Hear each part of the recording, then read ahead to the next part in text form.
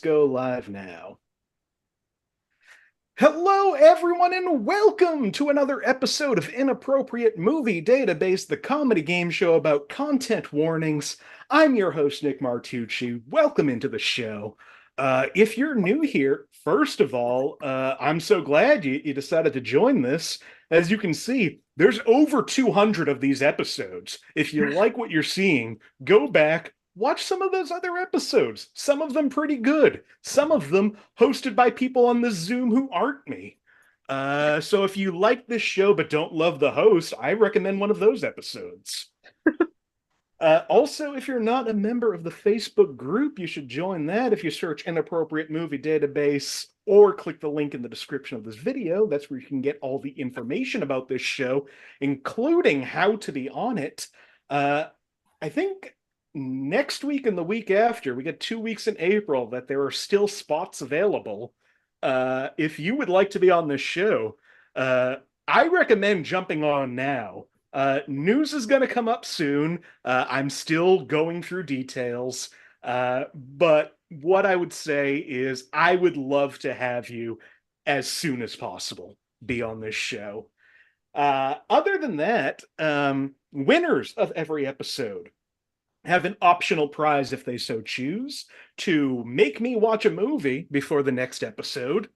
Last week, Marty Viscosi had me watch 2019's, why did I say it like that? 2019's One Cut of the Dead. I don't know how to talk about this movie. What a great fucking film. See, this is what I've heard from just about everybody. I was very excited to see this movie.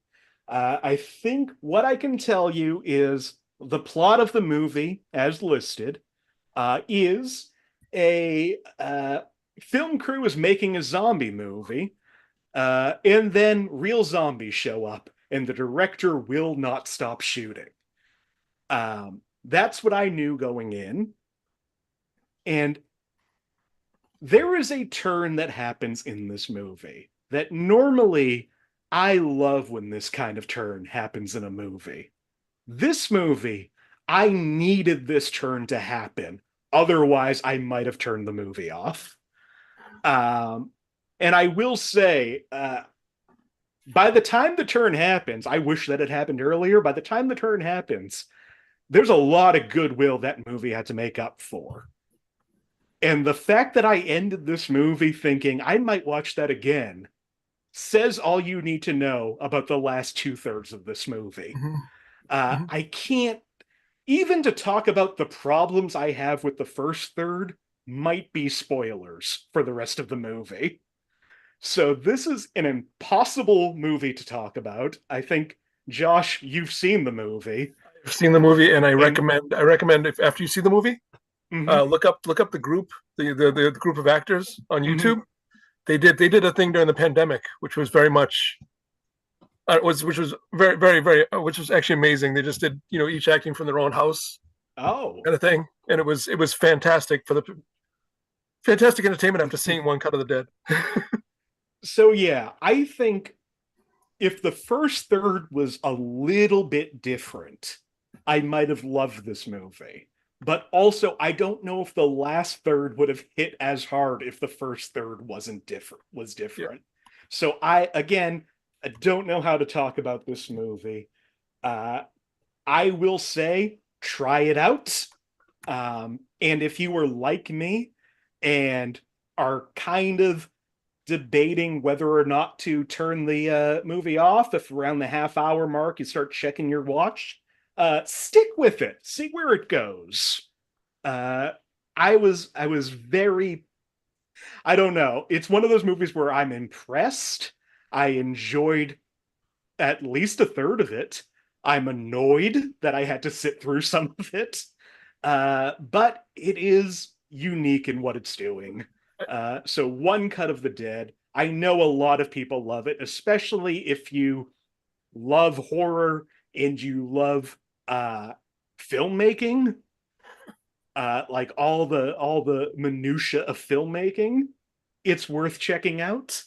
But that's One Cut of the Dead. I've now seen it. That's been on my to watch list since it came out, and I'm very happy Marty finally convinced me to take it off. Up until the filmmaking part, you just described how I felt about *Malignant*. I have a question. Yes, I have a question about this review. Yes. When you said if you like filmmaking, you should watch this. I know it's a movie about making a movie. Is it because they did an exceptionally good job making a movie and you should watch this as an example of movie making? Or is it just because it's a movie about movie making and you're like, hey, shared interest, same subject matter? I think it handles certain aspects of movie making really well in a way that people who have made movies would really enjoy. Okay, so hashtag relatable. I went on Letterboxd as soon as I was done. There's a glowing review from Mike Flanagan on this movie. So if you trust that guy, his review speaks more to the movie than mine does. I trusted him years ago with my Stephen King collection, and he did pretty well with that. I mean, the guy's a great filmmaker. So yeah, enough about that, because I know I'm barely giving anything about it. Like I said, I don't even know how I'm going to rate it. I haven't written anything yet. But One Cut of the Dead, check it out, maybe. I do love Happiness of the Katakuris, by the way. Happiness of the Katakuris, because Josh wasn't on last week. Within the first 5 minutes, I'm like, am I watching one of my new favorite movies? Like that movie. Wow, am I the right audience for it? All right, enough about talking about other movies. Today on the show, we are doing a topic that I think is probably one of my favorite genres of movies, and that's movies that are under 90 minutes long. Any streaming service that has that specific category, I love them so much. Because sometimes you just want to get in and out. And I know I'm not one to talk. I know this show sometimes crosses that mark. Let's see if maybe today we don't. But I will say this episode will probably be longer than some of the movies on this list. Also, if you've been watching over the last year or so, you know that I introduced some other things to the game. I introduced mini games. I introduced final questions. We're going back to basics for a little while. We've got movies. Let's play this game. And I've talked so much, and my guests have talked too, but let me actually introduce them. Joining me on the show tonight are Jenny Isme, Josh Poirier, Matthew Flynn, and Sami Skye. Welcome, everybody. Hey, Nick. Hello. Hey, how you doing? What up? Good. Let's start with the person who I feel like I had most conversation with before I said his name. Josh Poirier, welcome back to the show. What's up, Nick? How's it going? It's going good. I told you pre-Zoom. I think it's just the way the light is hitting, like just the mustache of your beard. Yeah, I was looking at it. Great. I know. I was looking at it. I'm like, wow, I look like Sam Elliott. Yeah, definitely a little. Yep. The two-tone is primo. It's really good. Yeah, I like it a lot. Jesus I Christ. like it a lot. Special. And you know me. I'm not one to compliment you. I know. You hate me. Josh, how are you doing? Good. My wife got me this Ascendance shirt, which rules. Right on. Well, Josh, topic tonight, short movies. Yep. I know if you haven't done any research, you might not have anything off the top of your head, but do you have any movies that are short? Yeah, I got two. Oh, great. And they're kind of the opposite sides of the spectrum. One would be Aronofsky's Pie, which is a really good movie. It really opened my eyes a lot in the late '90s when I saw it for the first time, and I realized what films could be.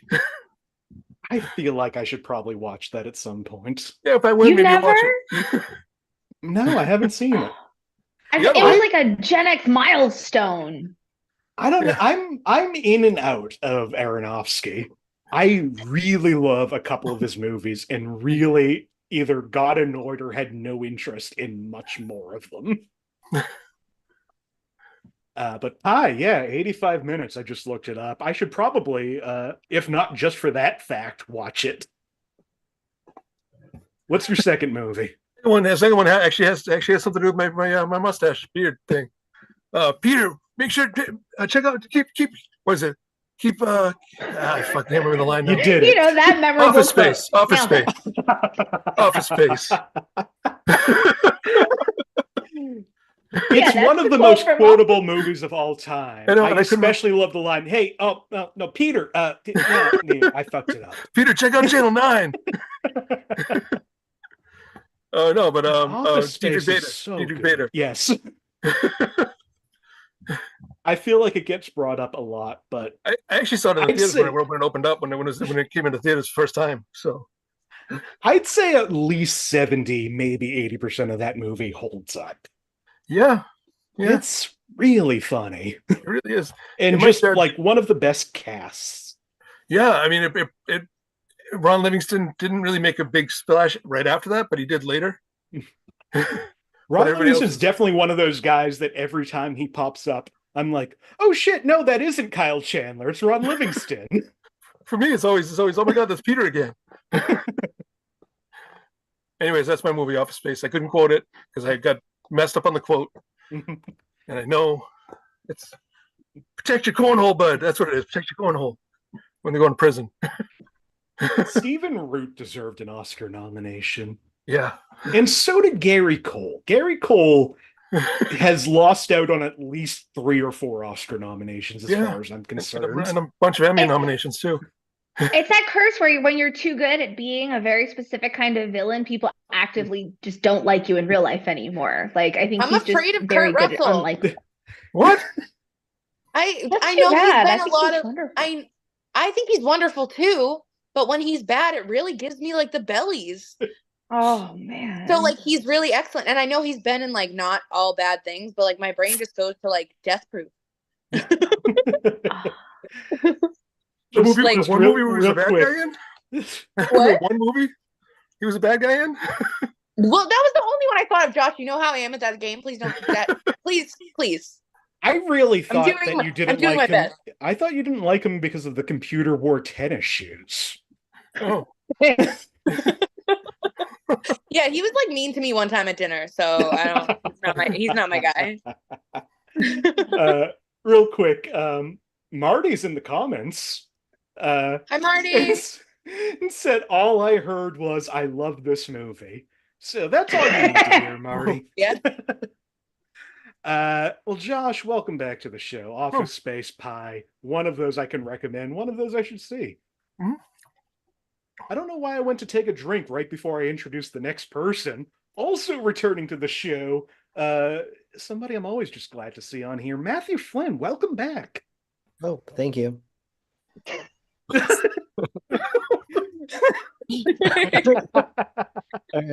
I've never heard somebody so confused by the fact that I'm talking to them. I'm sorry. I'm just like due to work and stuff, I'm just like constantly in like a brain fog of like, and then trying to remember how do people act natural. Oh, I get it. I've been living on some sort of mid-ground plane for at least 4 months now, and I am only 90% sure this is happening. All right. So are my movie suggestions, do they have to be 90 minutes? They 'Cause don't have to be 90 minutes. I don't know wouldn't the expect you to. Well, I don't know the runtimes. I mean, I like Yeah. short. Let's see. I'll go with Motorama, which I've probably fuck yeah. suggested before. I'll I go don't with even know if you've mentioned that. I forget what that is. Oh, it's so it's from the guy who wrote and acted in Night Shift, which was directed by Oh Martin yeah. Scorsese. But he wrote and directed this. He doesn't act in it. It has tons of character actors from the 80s and 90s. And then it stars a 10-year-old boy who everyone responds to as if they're an adult. And it's a road. I'm looking it up now, and this looks great. Yeah, it's a lot of fun. Drew Barrymore. Motorama, guys. Yeah, they're in it for like 3 seconds, but Yeah. they're in it. But very impactful. And weird thing is that Drew Barrymore reprises her role as the hot girl in something else, but they're supposedly connected. I can't remember what it is, but it's like she's the hot girl in 2 different things, and supposedly they're the same character, which is mind-blowing. I don't know about same character, but I can guarantee you she's played the hot girl in more than 2 things. I mean, more than two things for sure, but like God, I wish I knew where I got that tidbit. It's been a minute. There was a run of that before they tried to make you be like, no, I'm awkward and ugly when they were never. You give me a movie with Flea in it, I'm seeing it. Yeah, I'm very curious about this one. Okay, and then going still with the 90s, I'll go with the movie Floundering, which is really good. It's a fave of mine. This is why I like having you on the show, because I don't think I've heard of almost any movie that you've mentioned. It's not significant to the plot, but it has Billy Bob Thornton's in it at the very end, briefly before he was famous and before he got a hair transplant. He's in it briefly. Oh. It's got Steve Buscemi in it briefly. It's got John Cusack in it briefly. And then for, I guess, closer to new movies, but only because the person's recently gone back on some social media. I had followed them and they'd occasionally would interact with me. And their director that I like, Eric Schaefer, he now is on YouTube again doing like a podcast about being a dad. But his movie After Fall Winter is what I'll recommend. I mean, you just have me adding movies to my list. Yeah, we're gonna have to take points off though. Okay, sorry. The first one was 93 minutes. The second one was 97. No, I'll accept those. I will not accept this 2 hour, 12-minute movie. Wait, what one's 2 hours, 12 minutes? After Fall Winter. Oh, it doesn't feel it feels way shorter than an MCU movie when you watch it. That the pacing, like there's also like character development, which isn't in those movies. Yeah, well, that's two movies that kind of fit the theme. Matthew, I love having you on this show. Also returning to the show, another, I will say, because I've rarely gotten to say this, returning champion, Jenny Isme. Welcome back to the show. You need to repeat that as many times as possible, because with my now, what is it, like 1-17, 1-22, whatever my illustrious record is, like it's been a real game changer. Thank you for having me. Now, before I get to your movie, I will say, because I had the After the Fall page up and I was looking up the director, I have seen one of his movies, and it's only 95 minutes. That one. Boy Meets Girl is a fantastic movie. That is a good one. And do you know the backstory with that one? Refresh my memory. Just because he wanted to tell a trans love story, but he didn't want to cast someone who wasn't trans. Mm-hmm. And so he found a YouTube personality. Yes. And then reached out to them and had them like audition. And it was like, all right, you got it. I would love to see, like, she's popped up in some stuff, but I would love to see her do more. She's fantastic in that movie. Yeah, that movie's really nice. Was Michelle Hendley. So that's just a quick recommendation from me for a movie that's almost 90 minutes. Jenny, back to you. I've given you a little extra time to think. You did. It's okay. I didn't need it because, as is the fashion earlier today, I Googled movies under 90 minutes ambitiously, like I was going to memorize them all in a couple hours, I definitely, that's not something I would ever do. So that's just like super wild that you did it. Sorry, literally every time I play the show, I go to Google like the topic and then I look at it and I go, no, and just close it. Like that's like school, that's studying, and I'm not doing that on my free time. What are we talking about? This show is not worth any extra time. I've used this more than I used algebra. This has been far more relevant in my day-to-day conversations. No one has ever asked me for the Pythagorean theorem on the spot, but here I am being asked about my favorite under 90-minute movies. Like I just know them off the top of my head. And after you do that, I've been thinking about triangles a lot. So if you happen to know the Pythagorean theorem, you got Can this. I tell you, every time I hear the word Pythagorean theorem, I just picture the old Disney cartoon with the duck professor teaching you math. Oh, That's all that happens in my head when I say, okay, do math now. Like that's, I don't know what disability that is, but it's that one. Just come on, do math. And it just goes, that's impossible. And it's a duck and it's hilarious. All right, then but let's I don't do know how it movies works. then. Okay, in that case then, as I said, I Googled it, and the two movies that jumped out at me that I went, fuck, I love those movies. Oh, sorry, I cursed good there for no reason. You're allowed to curse on this fucking show. You know, that one just didn't feel justified. I felt like it kind of deflated future cursing I might do. It softened the impact. I'm so excited to hear these movie suggestions. Okay, number one, Rope. Because I love Rope. Rope is such a killer, one that I need to see. Killer movie. Oh, it's so good. If I win, that's the one I'm going to make you see then. And then the second would be Run Lola Run. Because that was kind of like Josh's experience with Pi. Like in high school, seeing Run Lola Run, I was like, movies are cool. Like that was a movie that made me think they were more interesting than like just like a 90-minute story, you know? So like, yeah. This is the first time in a while where so far I've seen one movie that's been suggested. Wow. You haven't done either of those? I haven't done either of them. You didn't do Run Lola Run either? No. What about Go? I haven't seen Go. You haven't seen Doug Liman's Go? No, I haven't seen any of the Race trilogy, apparently. I was just going to say, it sounds like we should be exiting the premises. SFW? Game show derailed by us all just shouting titles. Then shut it down. We're just going to watch movies for the next 3 to 5 business days. Again, one of the reasons I introduced this prize, which is really just an excuse for me to watch movies that I should have seen by now. I mean, now I feel like I burned my last one, but since we brought it up, how did you like Killing of a Sacred Deer? I'm happy that I can finally give you that review too. Killing of a Sacred Deer, well, not my favorite Yorgos Lanthimos. I kind of wanted a little more humor, and I know that that's not that movie, but there's still a lot of funny in that movie, including the final scene, which I was shocked was funny.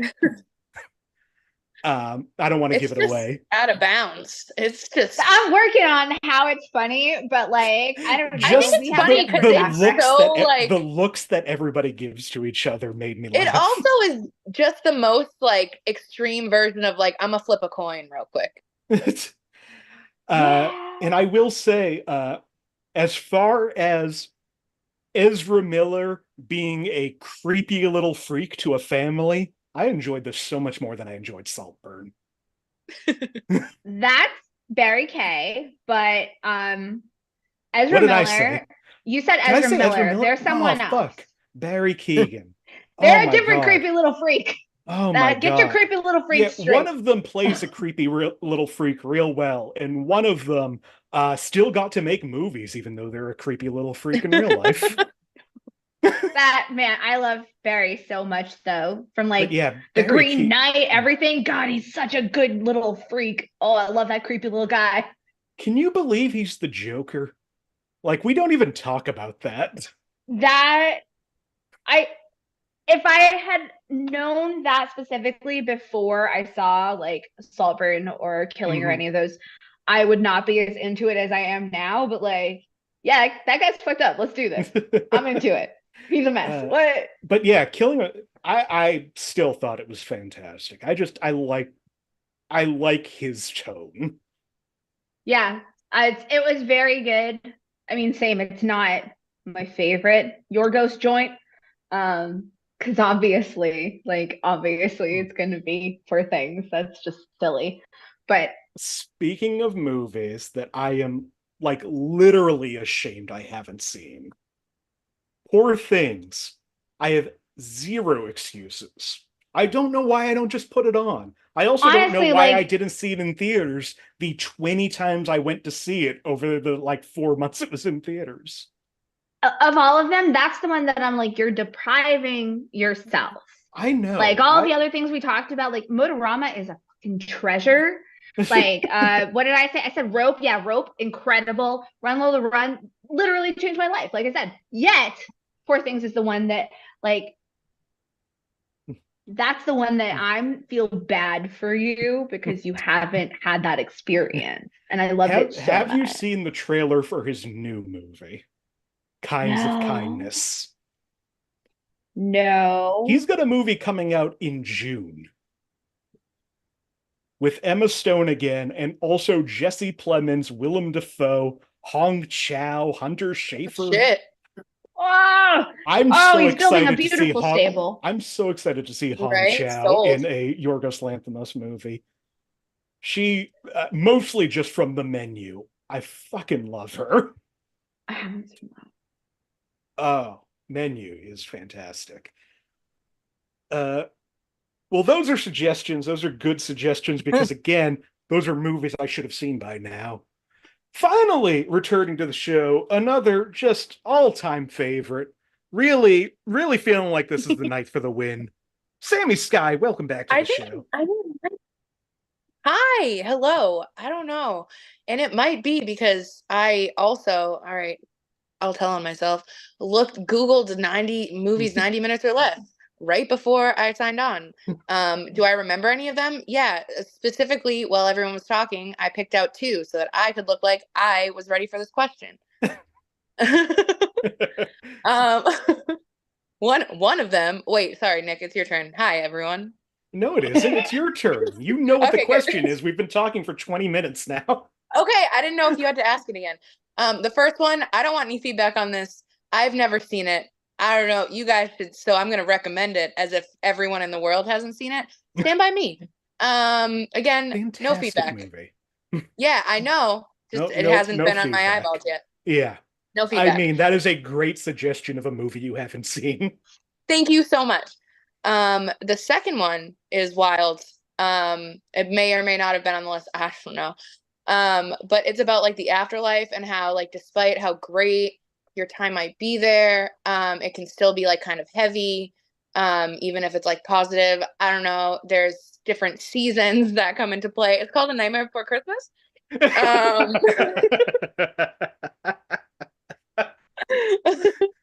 I don't know if you guys have seen that. It's a favorite of mine. And that's my recommendation. Thank you so much for having me. I'm gonna win the show. I think so. Finally, 2 movies I've seen. Classic Henry Selick film.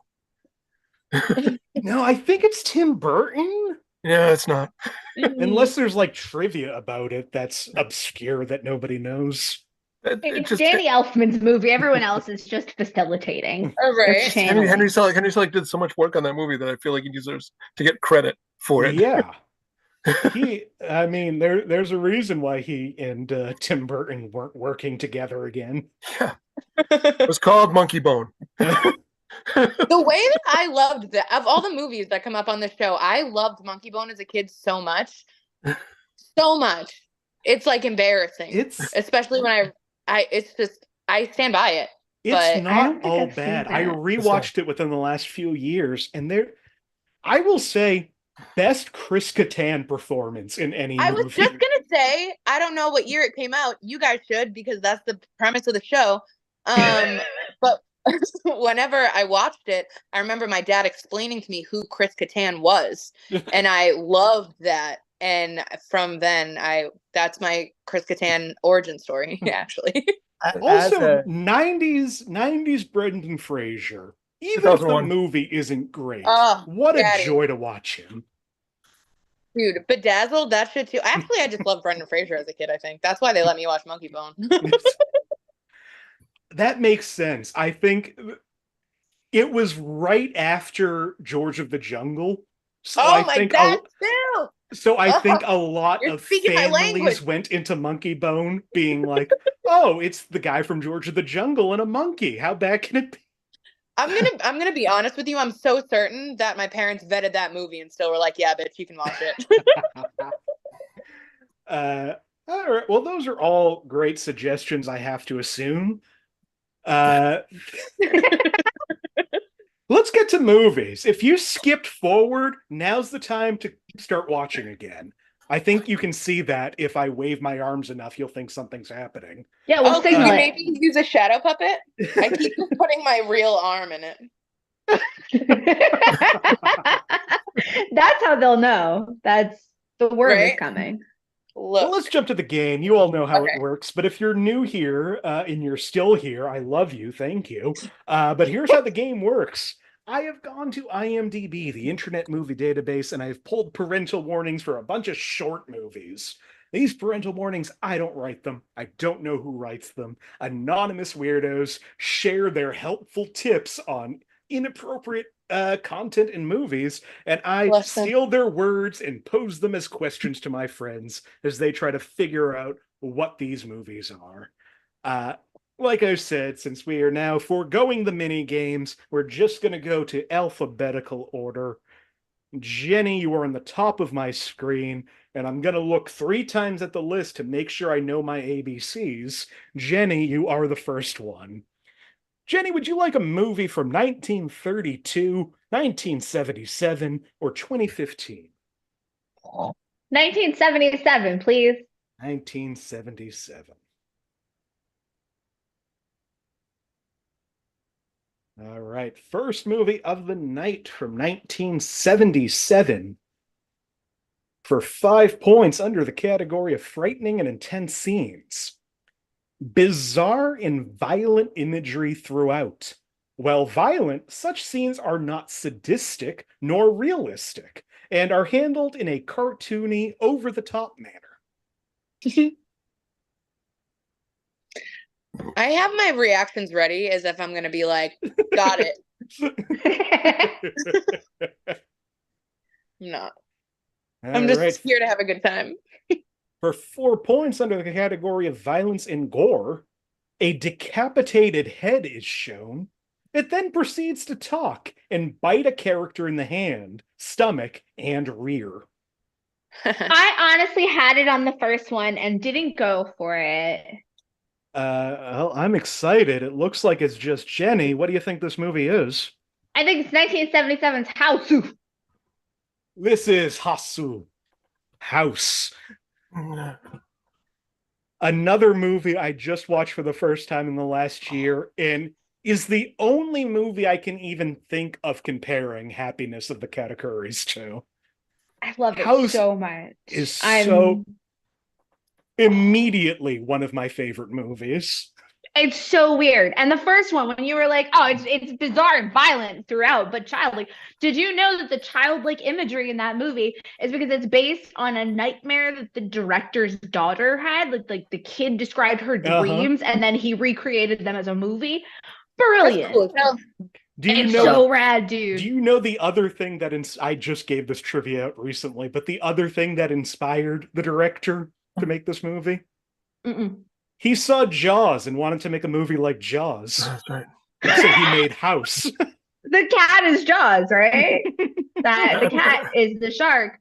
Did you know that supposedly the Black Parade uses that same starting G note because that's the note on the piano that they play in House when you listen to it? They're kicking off the Black Parade right there. Oh, that makes listen sense. to it next time. I prefer the William Cat starring House 2, the second story. If you haven't watched this movie, it's 88 minutes, and if you aren't like immediately put off, you'll probably love this movie.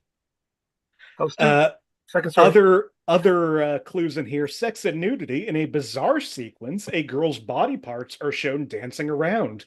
Her bare breasts are seen in isolation. Hell yeah. Violence and gore, a character has blood running down her kimono.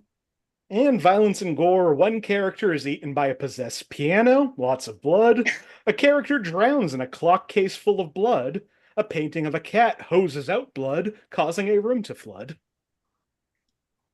Yeah, it's a messy one. I fucking love that movie so much. I just want to say, if I had seen this movie, which I know is a surprise that I haven't, I would have probably laughed at your Jaws thing. So I bet that was probably a funny thing that you said.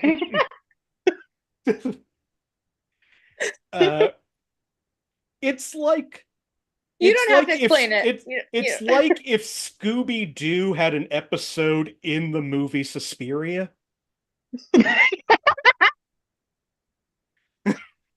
Including a chase scene. Like it really, yeah. All right, well, that's Jenny with 4 points. Josh, you get to pick this next movie. Yep. Would you like a movie from 1948, 1990, or 2015? Go on 1990. All right. 1990 for 5 points under sex and nudity.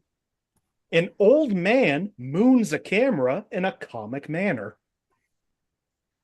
I've probably seen it.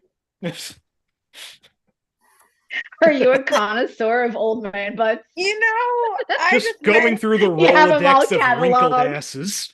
I realized what I did. But in my head, like 3 movies popped up where I thought of that happening, and I was like, "Oh, I've probably seen it." But I guess if I just say that, Going it through the sounds like I'm bad at this show. But what I am good at is remembering old man's buttholes in movies. She's Again, a Mistress Skin of old man's buttholes. It's not true. It's not true. I regret what I said. Carry on. You guys, you're really good at this game, and I'm proud of you. I will say this movie is not Lemon Party, though that does come in at under 90 minutes. Oh, there goes my hand down. For 4 points under sex and nudity, a strong reference to having sex every night, a boy takes photos of nuns in the shower and a priest sitting on the toilet. Mm-hmm. Huh. I don't want to say no. For 3 points under profanity, some borderline rude and offensive comments made by characters who look down upon someone because he's adopted. That's disgusting. Under profanity. Yeah, who would get adopted? Ugh. People are rude and offensive to somebody who's adopted. Hey, if you're adopted, you're wanted. Well, sorry, Mom. Marty asks, just throwing this question out to the group, which Scooby-Doo movie would feature man buttholes? Oh, It wouldn't be a the wrestling one. movie. I was gonna say it's the WWE crossover. WWE one. For sure. Absolutely. Probably the John Cena one. That man will show his butthole. That man will be the first guy I can think of that would show his butthole. For 2 points to a dog. To a dog. 2 points under violence and gore. After not being invited to a birthday party, Junior has the gall to trash a birthday party in one scene. We got 2 hands up. Anybody else? That's what I thought it was to begin with. All right, Matthew, what do you think this movie is? Is it Problem Child 2? Josh, what do you think? Ooh, now you got me thinking. I'm gonna go with Problem Child 1.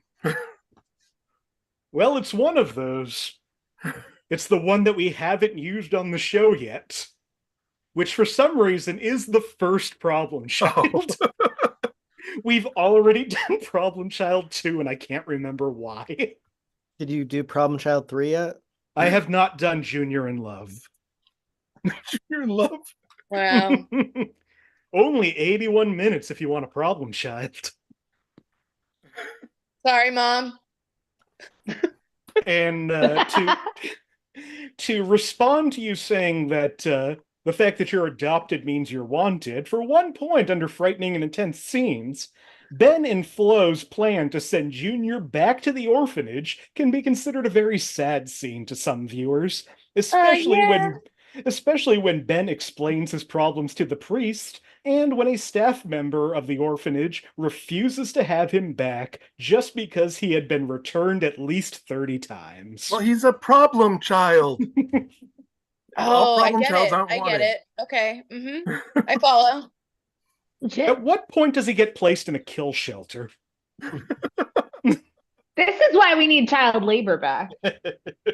Make them useful. These jokes are part of the movie. I'm so bad at this show. lot of really interesting segments to clip in this episode. This episode alone is ruining my political career. I can't wait. I think your text messages are, though. I think 60 to 70% of what I've posted to social media did. I mean, just your TikTok could have you sectioned. Oh, Look 100%. I love your TikTok. Thank you. That puts Jenny still at 4, Josh at 2, Sammy at 0, Matthew at -1. But Matthew, you get to pick this movie. Would you like a movie from 1960, 1977, or 2013? I'll go with 2013. 2013.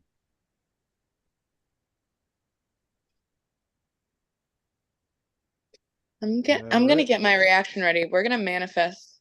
We are. Thank you, 2013 for 5 points under violence and gore. Characters shoot at animals with pistols, submachine guns, and shotguns throughout. Oh no. Sorry, what year was this? 2013. Oh. For 4 points under violence and gore, excessive amounts of bloody violence throughout. No real gore, but many throats are cut by animals, and acid is thrown onto several characters' faces. This movie sounds dope. Animals. I'm gonna put my reactions down. Okay. Safety back on. 3 points under violence and gore, a brief scene featuring undead zombies takes place, in which the zombies are shot by surviving humans. I might as well try it. What do you think, Jenny? Is this Tucker and Dale versus Evil? What a great fucking movie, but no, it is not Tucker and Dale versus Evil. For 2 points under frightening and intense scenes. The film is so bad that you can be disturbed. As is with the first movie, the most terrifying aspect is that someone actually made this movie. As is with the first, we got a clue in there, gang. It's a sequel. Oh, all of these have clues. Wait, what? No, Nick, that is why I love it here. I just want you to know. Hey, I got an I love it here before an I hate it here. Don't think I didn't do that on purpose. I got nothing. All right, 1 point under frightening and intense scenes. The attacking birds are mostly comical, but to a young child could probably be frightening. Son of a bitch. Yeah, I was afraid of oatmeal when I was a kid. I still am. Well, we got one hand up. Oh, wait, do I know it? Do you know it? Let's find out. I can't think of the name. I don't think I got it, actually. I thought I had it, but Attacking Birds sequel. No, I don't got it. I thought I had it. The year threw me. 2013? Yeah. All right. Nobody's going to get this movie, I assume, because nobody's seen it, and most people don't know it exists. This is subtitled The Resurrection. This is Birdemic 2. Oh, son of a bitch, I did have it. I thought that was more recent. Son of a bitch. Well, I think so you're like out of movies now, huh? God damn it. I knew I had it too. We've gone through the bottom of the barrel and now have burrowed below the house. Son of a bitch, that pisses me off. We're in the crawl space of movies. I mean, it could only be that or The Birds 2, which is a lot older. I mean, there's probably other movies that have birds in them besides those two. As far as terrible sequels that you can't imagine why they got made. I remember when Birdemic first came out, they were calling it the next room. And I was like, yeah, the thing is, they called so many movies The Next Room, and all of those movies are missing earnestness. Yeah, exactly. That's why Veronica by Glenn Danzig is one of the best freaking worst movies I've ever seen, because he truly believes he's making a fantastic horror movie. Yeah. Commitment. That's the ingredient. Marty wants to clarify that they do hate it here. Marty! Dude, the way Marty is always my hype person when I'm on the show. Whether they're here or not. Jenny's at 2, Jenny's at 3, Josh is at 2, Sammy at 0, Matthew at -1. Sammy, Yeah. would you like a movie from 1975, 1987, or 2012? 2012, Nick. Cool. Oh, What a Birdemic bleak won. time. Listen, I'm just trying to go with. No, I'm not I'm gonna keep glad that saying you how picked bad I am at this 2012 game. because if you picked one of the other two right after I did Birdemic 2, I feel like one of you would have walked off the show. But we're going to do 2012. Yeah, you guys are so welcome. For 5 points under sex and nudity, Steve says that he's having a, quote, face period when he's bleeding out of his nose. Aw, that's familiar. It might be that my ex-husband's name is Steve, but For 4 points under frightening and intense scenes, two boys sit on the ledge of a skyscraper and their legs are dangling in the air. One of them walks on the ledge to show off. We see what they see. It can be upsetting to some. This is Pixar's adaptation of Harmony Korine's Kids. Oh, wow. I mean, it isn't. That'd be but cool, though, right? Spoiler alerts for Inside Out 2. For 3 points under violence and gore, Andrew and Matt fight each other throughout the city, and they cause some destruction to buildings and streets, etc. you know, I jest, Nick, but I really think I've seen whatever this movie is. I just don't know what it is. For 2 points under sex and nudity, Steve looks up the meaning of telekinesis and comments on the word vibrate. Very suggestive, but will fly over some younger viewers. Sammy has a guess. Anybody else? Sammy, okay. go right ahead. Right. Here's the thing. I don't remember the name of the film, but I am just going to take this opportunity. Remember that movie, Nick, when those three boys got like struck by lightning and it was like a point of view movie, and one of them got like electrocuted in the clouds. I forget the name of that movie, but that's what I guess it is. If you I think you're talking about an episode of The X-Files. Nope, I'm telling you, it was a film. I'm telling you, would you like to guess a name? Fuck. They got superpowers, and I feel like it was like a one-word name. I'm gonna call it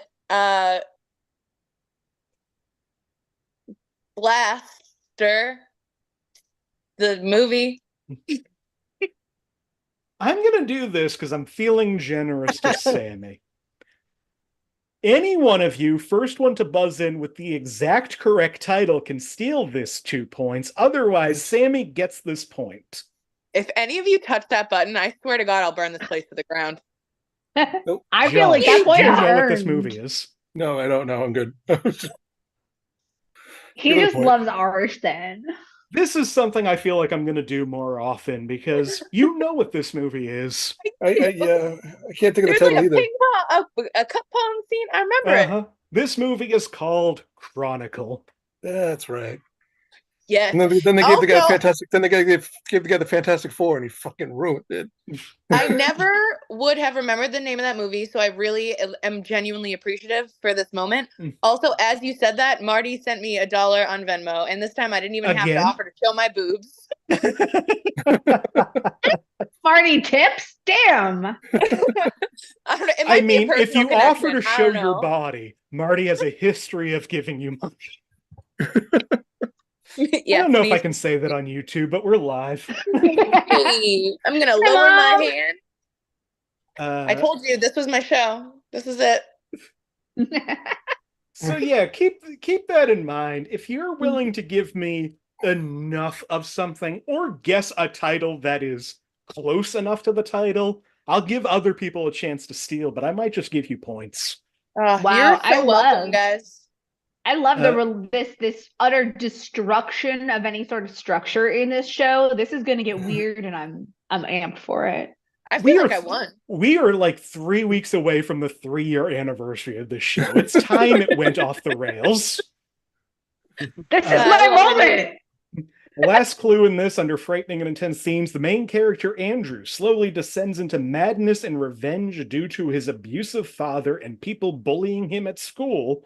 This causes him to abuse his telekinetic powers in a destructive and violent manner and go on a rampage. It's wild. That means Jenny still at 3, Josh and Sammy at 2, Matthew at -1. Yeah. Jenny, we're back to you. Would you like a movie from 1986, 2009, or 2019? 86, please. 86. All right, 1986 for 5 points under sex and nudity. 2 girls wear alluring clothes that reveal some cleavage. One girl's right breast is visible as she is drug across the floor, nipples shown for a brief moment. Just gonna take a quick guess. Yeah, take a quick guess, Josh. Return of the Living Dead. It is not Return of the Living Dead. Need more points. Send more points. For 4 points, under frightening and intense themes, the way the father and his wife treat the little girl is disturbing. Mm-hmm.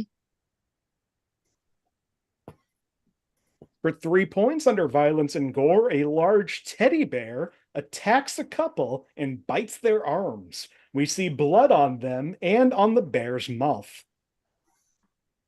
Jenny has a guess. Anybody else? Josh also has a guess. No, I don't. Actually, I'm changing my mind. I don't. All right, Josh. Is Twilight Zone the movie? This is not Twilight Zone the movie. Yeah, well. For 2 points, under violence and gore, we see a girl transformed into a doll, first tied to a chair, then sitting on the floor with some blood nearby. All right, for 1 point, under violence and gore, a woman is attacked by a bunch of dolls who bite her and stab her with various items. We see blood. Some dolls try to mutilate her. A doll tears off a piece of her arm's flesh with its teeth. Then the woman falls out of a window. We later see her bloody corpse with one eye falling out. I'm just gonna go for broke. All right, go for broke, Josh. Is this Puppet Master? That is the movie that I figured somebody would guess, which is why I threw the title of the movie in there 3 times. This movie is called Dolls. Oh, Dolls, wrong one. The other one. That's I'm leaving the fucking show. Dolls, I will say, I think it's a better movie than Puppet Master. It's like, it's one of the genre that I find really interesting, which is R-rated kids horror movies. Yeah. Full Moon Like, Entertainment was the king of those in the 90s.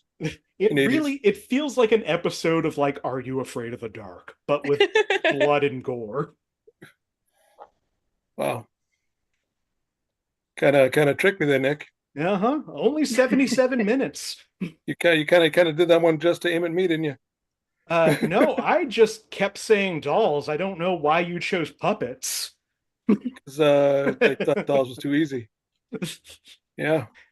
All right, that means Jenny in the lead with 3, Sammy at 2. Third place is Josh and Matthew, both at -1. Yeah, there's gonna be a reckoning, Nick. Gonna be a reckoning. I'm gonna be in third place soon, even if I don't get more points. Gonna be a reckoning. I'm just gonna ride this high that I'm on for as long as I can. Yep. Thank you. I'm just going to keep reading Marty comments. That movie scared me so bad at age 30. Dolls were scary, and I think the 1980s should chill the fuck out. Josh, yeah. Would you like a movie from 1980, 2002, or 2019? What do you think I'm going to pick? 1980. 2019. Oh, 1980? Okay. 1980 for 5 points under violence and gore. A man is stabbed in the neck briefly by a hook. The camera quickly cuts away. We see no blood or gore. All right, Josh. Actually, no, I'm good. Cool. I think I know what it is, but I'm good. For 4 points under violence and gore, the only shot of gore is when someone strikes Blake in the head. For a moment, his outer skin is removed, revealing green goo and maggots. Ooh.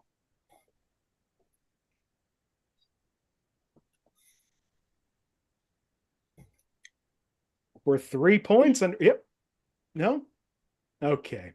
3 points under violence and gore, an elderly babysitter opens the door of the house, and several ghosts suddenly pull her out. Nothing else is shown, but it is very obvious that the ghosts kill her.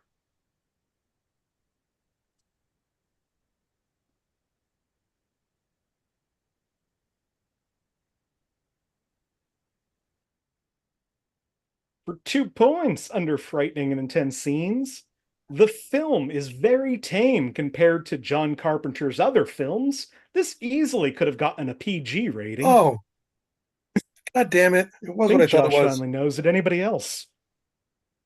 It was what I thought it was. See Matthew contemplating it.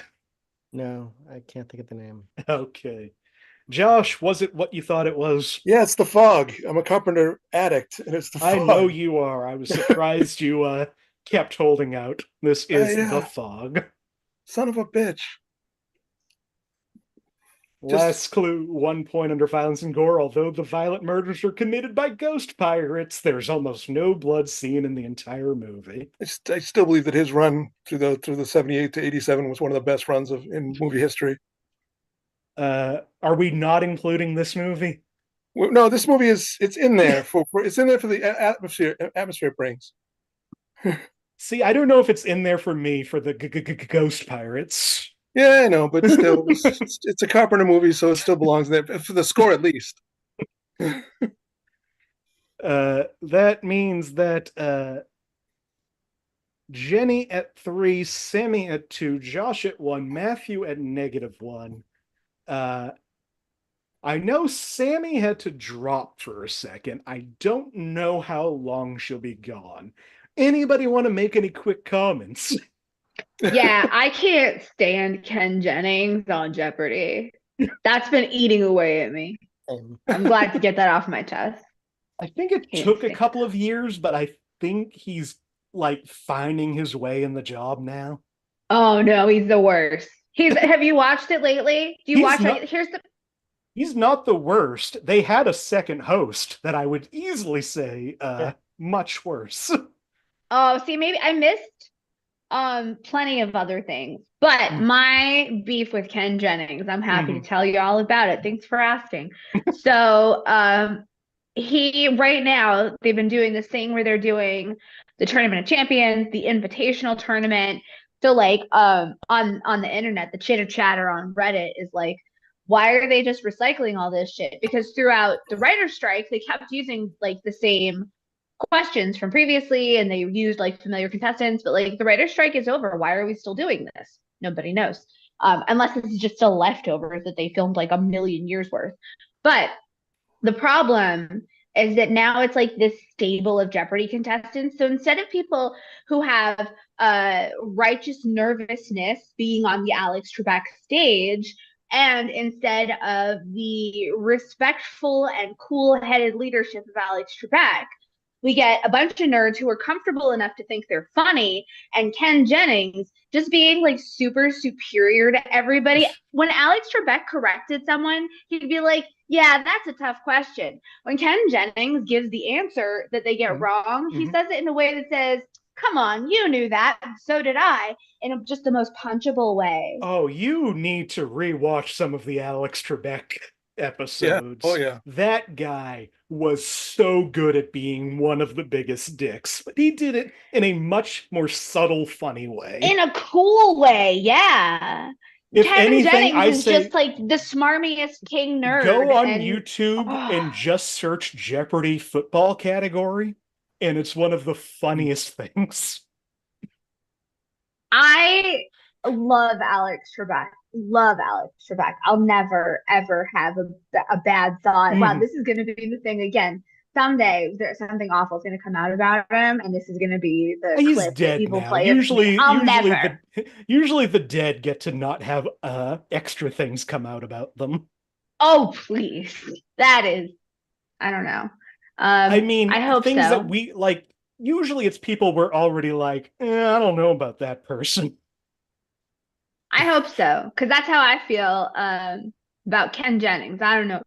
Like, God, it's a weird superior snarkiness without any coolness that is just so unpalatable. I think the problem is less Ken Jennings and more the producers realizing that these like Tournament of Champions and Celebrity Jeopardy and all of that, that's the biggest ratings they're getting. So they keep just bringing the same people back when they need to bring in new weirdos. Definitely. They need new contestants because once people are comfortable on the show, they develop like in jokes and they all compete to be the cool guy. There's this trend going just infinitely now for the very last question. I'm right here. I'm right fucking here. The last question now, they all go, bring it. Like it's this weird in joke amongst all of the super nerds. And like each of them seems so excited to keep it going. It's just, it's when someone's really excited to retell a joke. Yeah. It's so hard to watch. That's the thing. The people who go on Jeopardy are not usually the funny people. And when they're only on it for like one game or when it's their first time, they're properly respectfully nervous. They're terrified. So they don't think to do a bit. And now every single one of them in the last, like in the final Jeopardy has to write a little message and draw a doodle and like, fuck off. I'm here for trivia. They've all been on too long. The saddest thing is Ken Jennings just turned on the video at this exact moment. Ken would agree. I hate Ken Jennings. And he was about to break the show into the new stratosphere. It's never been before. I hope Ken Jennings sees this exact video and it crushes him to the point that he never wants to appear on television again. That would be my service to the world. Ken, you are welcome to come on the show. I'll put you up against returning champion Jenny Isme. We're going to have a real fun time that episode. I beat him at this. I think he knows lots of stuff, but like I don't think he actually knows cool movies. Well, I don't know if and when he's busy knowing things about the 100 Years' War. I don't fill up my brain with that kind of useless shit. Jenny, be scared. Ken seems like the type of person, looks like the type of person who would appear at your house.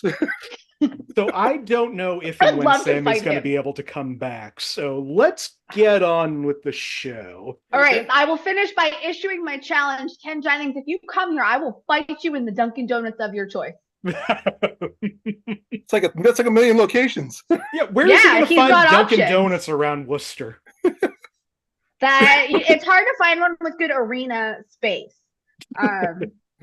There's one in Methuen though that's really open. All right. Well, Matthew, we're gonna go to you. If Sammy comes back, we will definitely give her a chance to see if she can catch up on any of these. But bring it, Matthew. Would you like a movie? Would you like a movie from 1986, 2003, or 2018? I'll go with 86. 86. You got the 86 crowd this year. It's the show. 1986 for 5 points under frightening and intense scenes. Intense but cheesy compared to today's horror movies. Josh, what do you think? Is this Return of the Living Dead?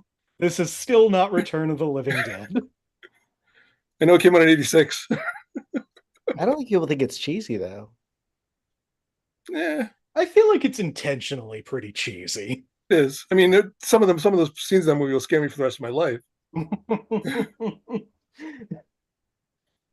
Marty wants to know which Methuen dunks.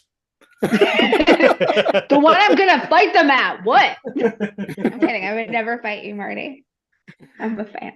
All right. For 4 points under violence and gore, the bounty hunter transforms into a different person. Oh, now I know it. We got two hands up and an upset looking Jenny.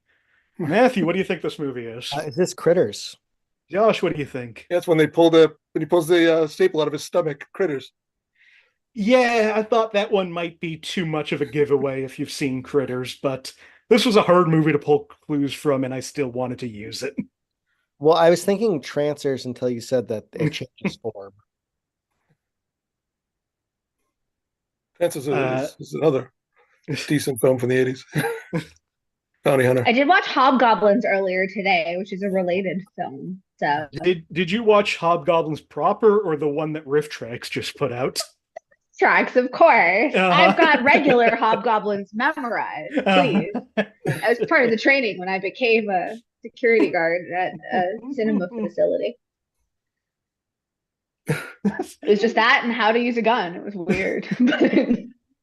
Marty says, listen, if I visit home, I want to know which dunks to bring my lawn chair to. Well, it's about finding like one with a good space to fight. I'm not going to guarantee a fight. I think it should be one We'll work out the details once Ken shows his coward face. Right? When attached to a gas station. Definitely. That's yeah. I mean, are there other kinds that aren't? But yeah, there's.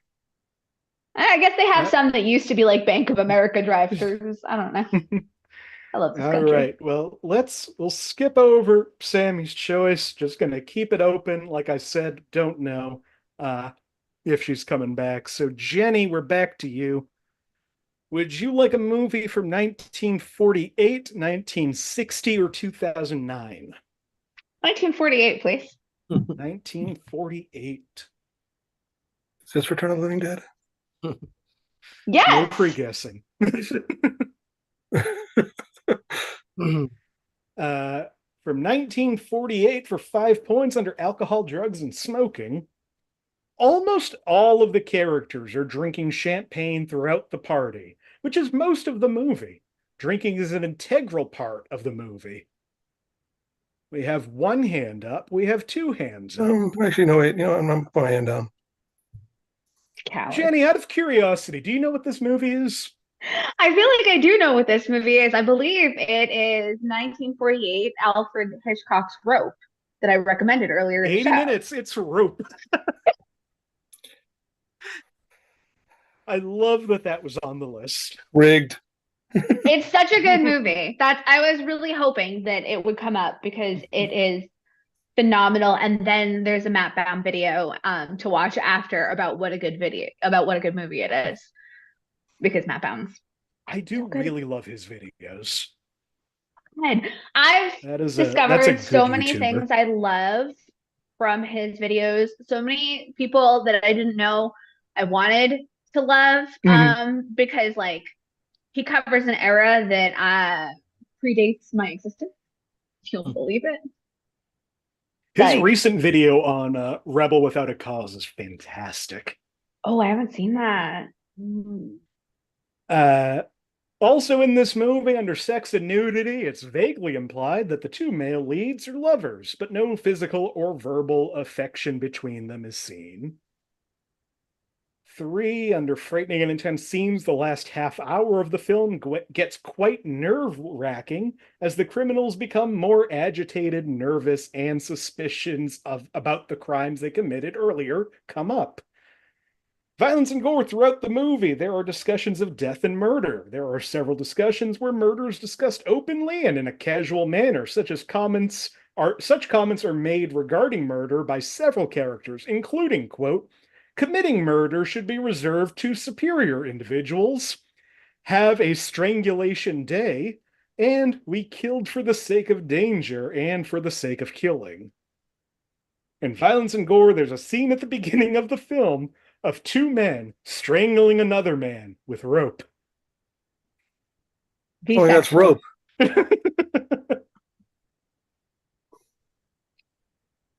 right, that puts Jenny at 8, Josh at 4, Matthew at 3, Sammy at 2. Yeah, she never comes back. She ends up at the positive.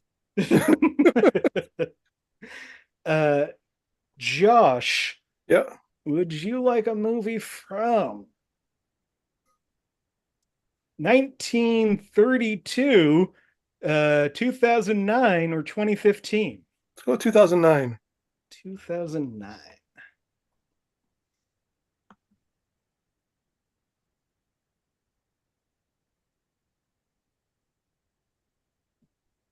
From 2009, for 5 points under alcohol, drugs, and smoking, a teenage boy uses marijuana as a way of dealing with his depression.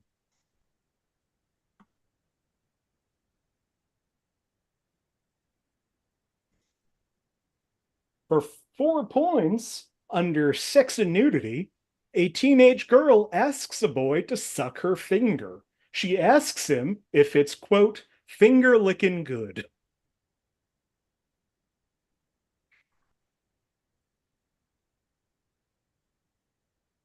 For 3 points under frightening and intense scenes, the movie is fairly disturbing and intense. The violent / torture scenes are all pretty disturbing and intense. God, is this really? You really putting this in here? Wait. No, that didn't come out this year. What was the first clue again? Teenage boy uses marijuana as a way to deal with his depression. You said torture, and I'm going to go with it. All right, Josh. Is this the girl next door? This is not the girl next door. Yeah, well, I was going to say, why would you use that movie? I didn't. Good. Great book, though. For 2 points under sex and nudity, a teenage boy is forced to urinate in front of a teenage girl and a man. The girl threatens to nail his penis to a chair if he doesn't. Thank God it's a Victor Salva film.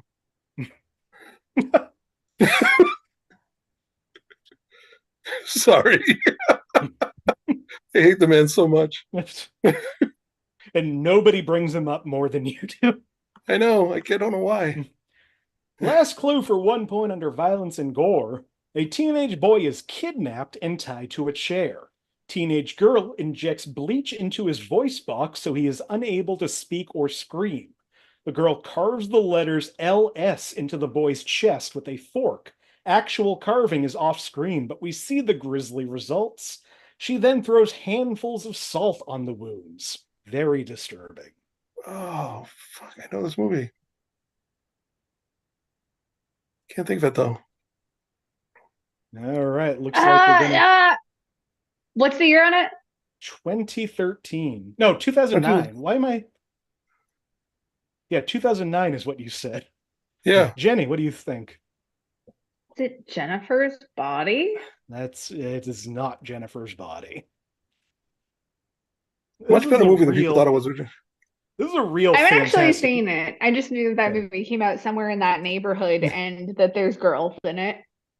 This was a real fantastic and disturbing Australian horror movie called The Loved Ones. That's right. Basically, a girl and her father kidnap a boy that she wants to go to prom with and torture the shit out of him. Cute. Uplifting stuff. We've got Jenny. Have you got any I might have seen? Or? Well, we got 3 movies left. Go. Jenny's at 7, Josh and Matthew at 3, Sammy at 2. Sammy, you're at 2. Matthew, would you like a movie from 1960, 2002, or 2015? I will go with 2002. 2002.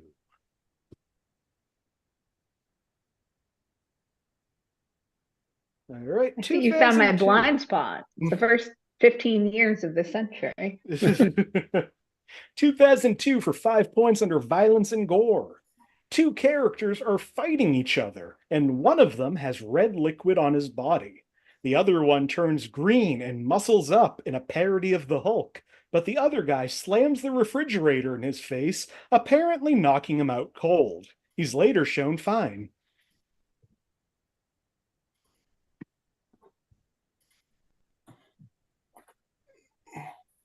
For 4 points under alcohol, drugs, and smoking, none.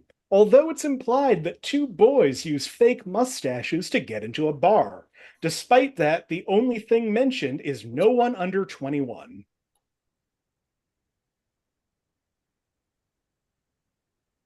For a minute, I thought they were implying that just wearing fake mustaches was the scandalous part.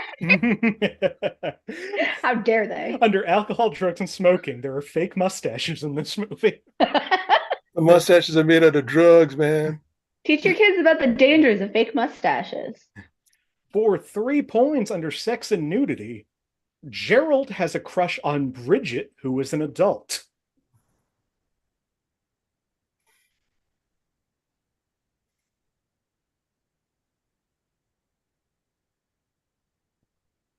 For 2 points under violence and gore, Sheck purposely breaks a framed portrait and then burns a document. Gerald and the main character then escape from his office by hitting some guards with sheathed swords. One is hit on the leg, while the other is apparently hit in the crotch, but we don't see the impact.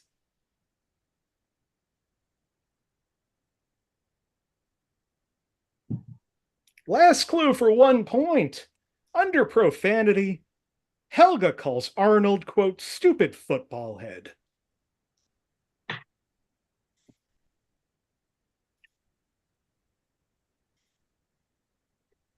Matthew, what do you think? Is there a Hey Arnold movie? Jenny, what do you think? I think there might be a Hey Arnold. Josh, what about you? I think it's official. I think there's a Hey Arnold movie now. There's actually 2 of them. One came out in 2002. It's called Hey Arnold the Movie. Okay, I haven't seen it. I saw Recess, the movie, though. I was just thinking recently, Recess the movie has one of the wildest soundtracks of any children's movie. There's so much just like psychedelic 60s music in it. Well, the fact that it was loosely based off of Hogan's Heroes. Oh, that makes sense. That puts Jenny at 8, Josh and Matthew at 4, and Sammy might end this game in the positives. Good for Sammy. We got 2 movies left. Matthew. Yes. Did I go to you already?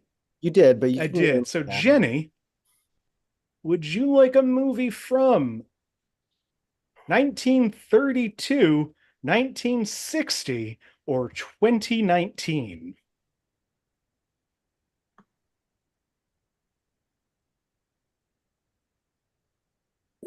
$60. 1960.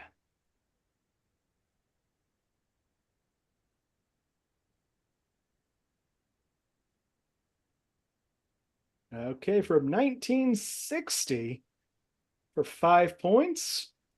Under sex and nudity, some flirtation between the daughter and the lawyer.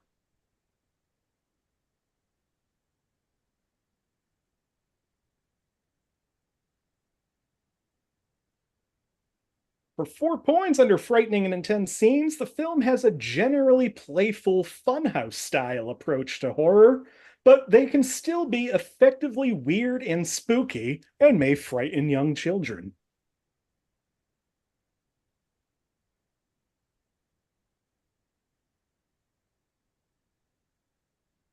For 3 points under violence and gore, at the end of the film, the villain is crushed in a booby-trapped bed frame. No blood.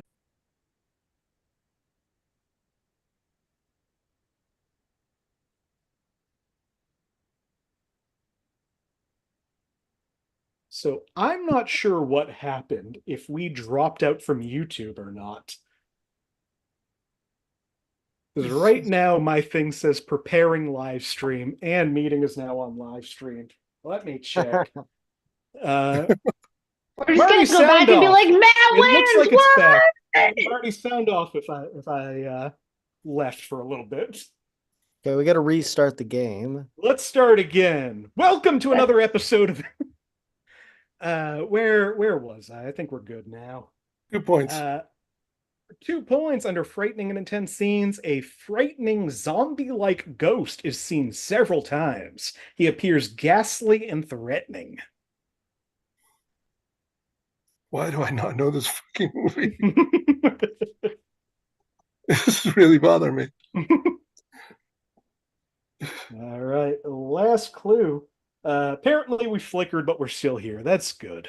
I don't know what happened. 1 point under violence and gore. Some of the ghosts have a macabre appearance, i.e., a floating head, a chef with a cleaver, a lion tamer without a head, etc.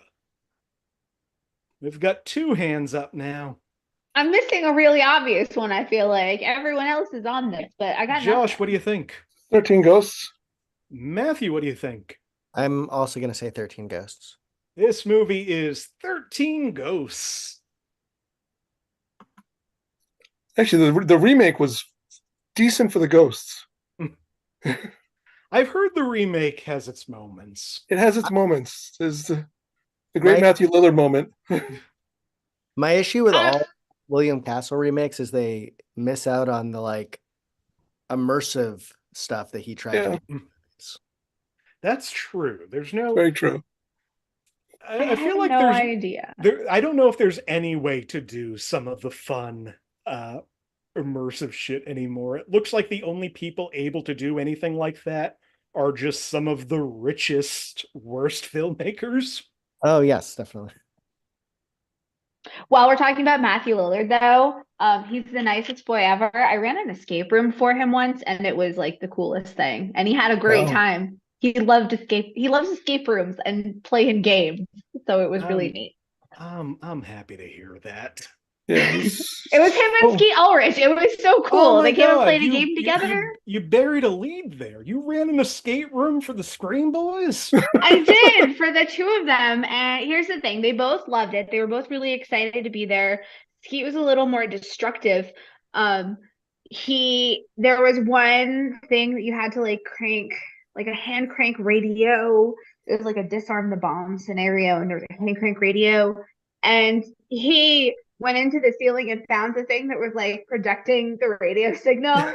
And you were not supposed to dismantle the ceiling, get up there and do that. But like, who the hell knows? And then at the end, he stabbed Matthew Lillard to death.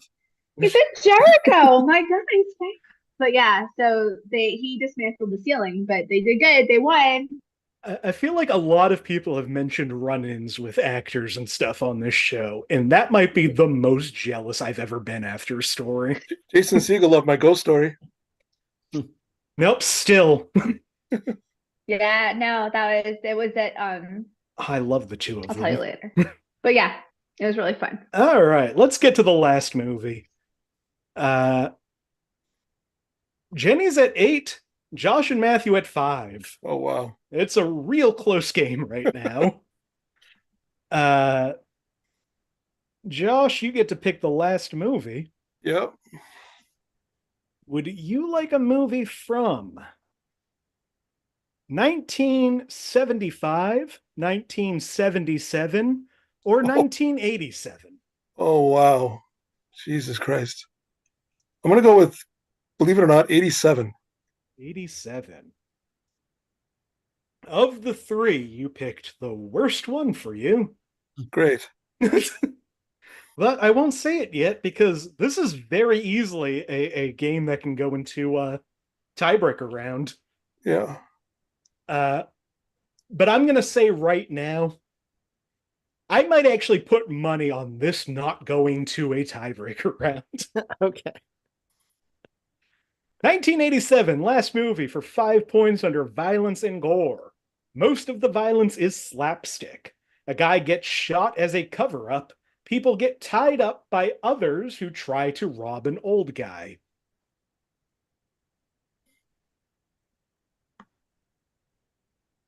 Poetry.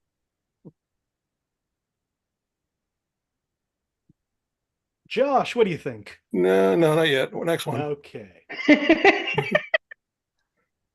Again, I'm so, if any of you get this, I will be the happiest. For 4 points under sex and nudity, Buffy, Darren Robinson, and Cool, Damon Wimbley, watch 2 girls, Skinny Dipper number 1, Lisa Gallo, and Skinny Dipper number 2, Julie K. Smith, stripping and skinny dipping. Smith is the one who gets out of the pool and goes down the water slide. Her breasts and butt are shown. It's not the right year, but I'm going to say it anyways. Josh, go right ahead. Kentucky Fried Movie. It is not Kentucky Fried Movie. And I just lost. For 3 points under sex and nudity, in the Whatever Happened to epilogue, the narrator mentions that Mark Morales, has become a sex therapist in a private practice, despite not actually getting the proper education.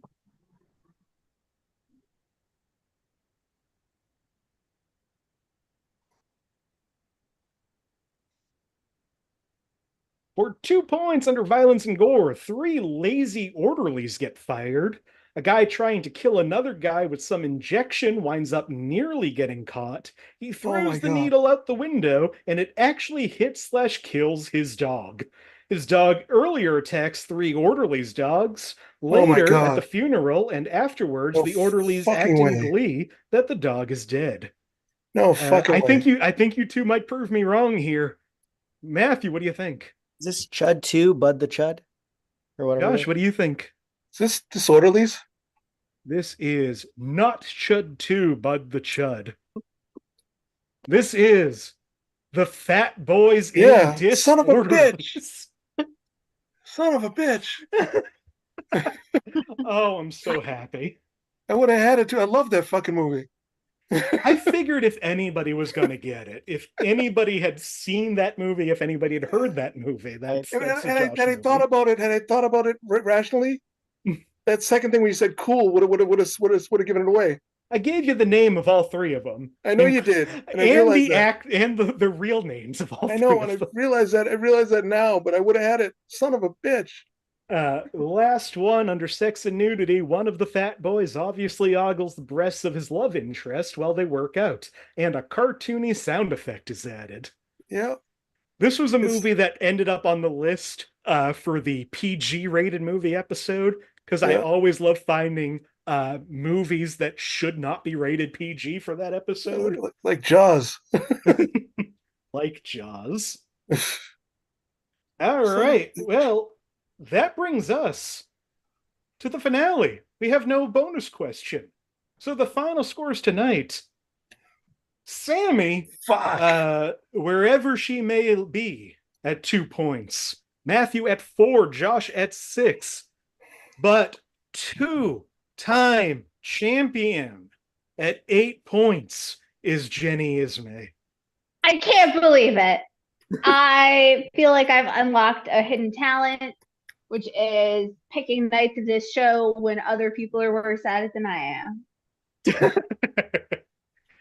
The other movies we didn't get to, I will say, I don't know if either of them would have helped you more, Josh, but you didn't pick The Many Adventures of Winnie the Pooh, and you didn't pick Trilogy of Terror. Oh, that would have gotten me. I would have gotten that one. We also didn't do the original The Mummy, Shaun the Sheep the movie, Cop Car. Good movie. Cop Car's, that's worth watching. What else? The Banana Splits movie. Ugh. Batman versus Teenage Mutant Ninja Turtles. Oh. Open Water, Action Point, Village of the Damned, and 9. Oh. 9 was a very interesting movie. 9 was fun. I've not seen 9, but it's one of those that I've heard mixed things, but always thought it looked interesting. Yeah. Jenny just sent a message to the chat, and it's fantastic. Well, let's wrap this up. Thank you all for being here. Before we go, if there's anything you want to promote, anywhere you want to be found, or just any last words, Matthew, I'll start with you. Okay. All right. So this month, me and Dick Creaturson are screening Riddle of Fire, which currently can only be seen in theaters, and at the Dive Bar we're showing it at Ralph's Rock Diner in Worcester. Riddle of Fire. You can look up the trailer, but in short, it's a coming of age fantasy movie. That's very so we'll be showing that on April 14th at 7 p.m. And then on April 25th at Ralph's Rock Diner, Dave Hill will be performing, and then myself and Nora Panahi will be doing opening sets, and then Oh, that's a great fucking show. in June, I'm making a movie with my friend Anthony Moran, and if people feel like tossing money or pre-ordering a physical copy of the movie or digital copy of the movie, they can go on Indiegogo and look up Evil 1%. Hell yeah. But that'll Oh, film in Detroit. So that's awesome. Congratulations. I hope you get that funding. yeah, so That's awesome. Josh, anything you want to say before we go? Not really, not today.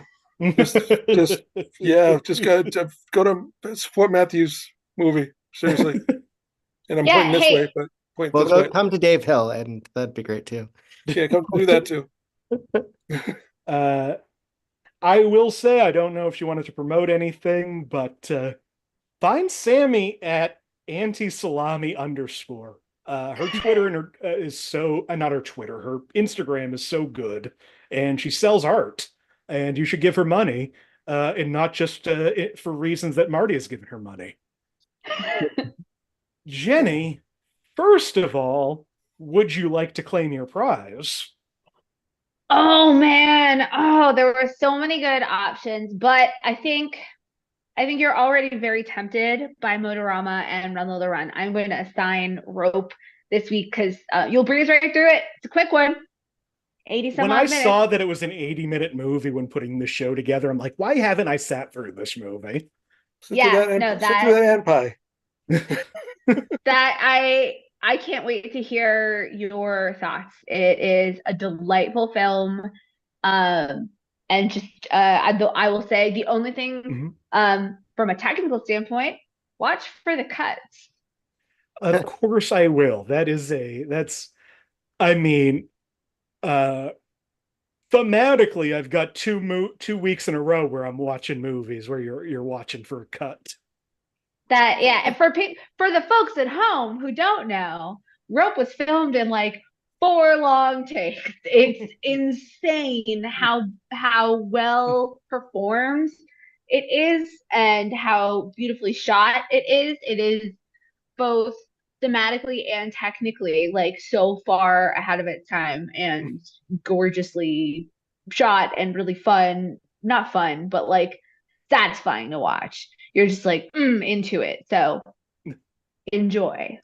I absolutely will. Do you have anything else that you want to say before we go?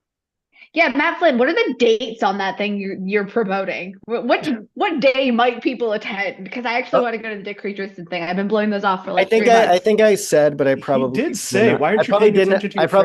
I probably didn't enunciate well. It's April 14th, which is a Sunday. April 14th. 7 p.m. Riddle of Fire, Rattlesnake Diner, and this will also be the first movie we've shown that doesn't have gore in it or nudity. And then and in the run that we've been doing no budget cinema, apparently a lot of low budget movies, really utilize gore and nudity. But is it an indoor or an outdoor thing? It looks. It's a fraught question. It was supposed to be indoor. It looks like I've been forced outdoor because they booked something upstairs when my thing was booked in advance. But not to be pro outdoor, so not to be like salty about the potential for weather to just straight up cancel it. And then April 25th is a Thursday, also 7 p.m. And if you've not seen Dave Hill in person, you should do it because he's very talented and it's a good experience. And he's very nice to me, which is just nice. He doesn't have to do that. That's great. He's really funny. Yeah. And I subscribe to his newsletter, which is good. Like that's his email. Substack, probably. I don't know. Everybody has a Substack now. Yeah, that's what I'll leave with. As a champion, if you have a good email newsletter, I haven't recovered since they stopped making the water cooler like 4 years ago. So if you have a really good email newsletter that helps you delay work in the morning by about one of these under 90-minute movies, hit me up with those recs because I don't have good stuff to read in the morning anymore. Dave Hill's newsletter is great. It just doesn't come out daily at 7 a.m. Yeah. Definitely reach out. Jenny, where can they find you? That's a good one. Yeah, They can find me. Tell Ken Jennings where you can find her. Tell Ken Jennings. Ken Jennings can find me at the Dunks in Methuen, but everybody else can find me at. I forgot my Instagram. I'm on Instagram at cigarette.sandwich.com. There's no .com. Perfect. It just felt right. And I have a very special announcement as of right now. This show, 84 minutes long.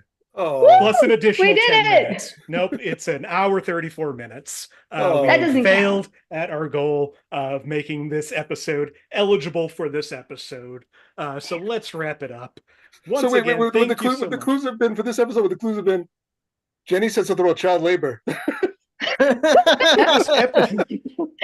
All of the outrageous things that will come back to haunt me are the 5 clues. Imagine if I put this show on IMDb and people could put in their own parental warnings for it. I know podcasts can get on there now. We need a special episode that's just guessing who said what horrible thing throughout the series. 90%. I feel like you could do a whole episode of just things I've said and I would not get all of them.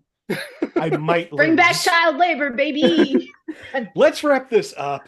Once again, thank you so much to my guests, Sami Skye, wherever she is, Josh Poirier, Matthew Flynn, Jenny Isme. No, Josh, I'm not taking questions. Floor is closed. I wasn't taking questions. I was saying goodbye. You're raising your hand. Now welcome to another episode of Inappropriate Movie Database.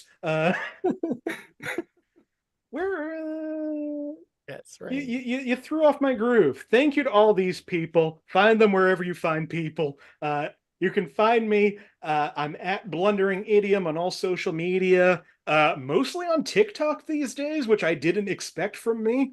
But I think I'm going to finally have it figured out right before America bans it. Also, find the show on Facebook, search Inappropriate Movie Database, or click the link in the description of this video. Twitter and Instagram at IMDb Game. We do this show this month, Thursday nights, 8 p.m. Eastern, right here on this channel. If you'd like to be a part of it, reach out to me on any of those social medias. And come back next week. We're doing action movies, which should be a fun one. Like I said, space still available, so if you want to be on the show, now would be a great time to be on. Other than that, thank you, Ken Jennings. Like, subscribe, do anything that makes people stop interrupting the outro. Watch old episodes. Thank you so much for watching. Goodbye, everybody.